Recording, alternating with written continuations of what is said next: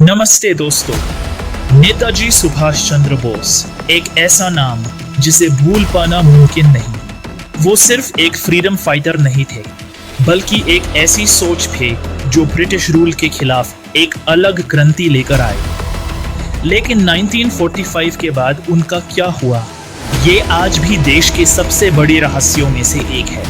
18 अगस्त 1945 Taiwan के Taihoku airport से एक जापानीज प्लेन टेक ऑफ करता है।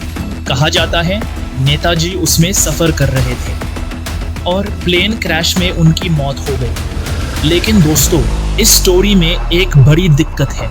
ना तो क्रैश की कोई फोटो या रिपोर्ट क्लियरली मिली, ना उनका बॉडी कभी रिकवर हुआ। किसी क्रेडिबल सोर्स ने नेताजी की मौत का प्रमाण नहीं दिया। तो क्या ये सब एक प्लान था?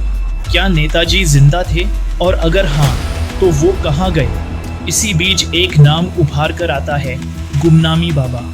1950 के दशक से लेकर 1985 तक उत्तर प्रदेश के फैजाबाद में एक सन्यासी रहते थे। नाम था गुमनामी बाबा। वो हमेशा छुप कर रहते, पब्लिक के सामने कभी नहीं आते। उनका चेहरा लोगों ने कभी क्लियरली नहीं देखा। जो लोग उनके पास जाते थे वो कहते उनका अंदाज, उनकी बोली, उनकी आदतें सब कुछ नेताजी जैसे थे। उनके कमरे से मिले कुछ सामान ने सबको हिला दिया।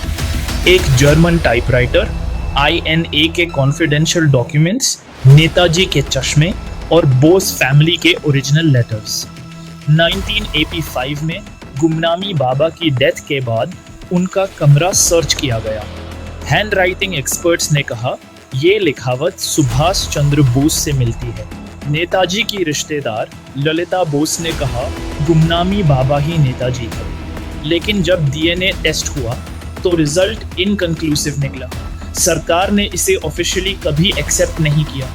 2016 में मोदी गवर्नमेंट ने कुछ फाइल्स डिक्लासिफाई की, पर उनमें भी नेताजी के आखिरी दिनों का सच नहीं था। सिर्फ अंदाज, थ्योरीज और इनकम्प्लीट इंफॉर्मेशन थी।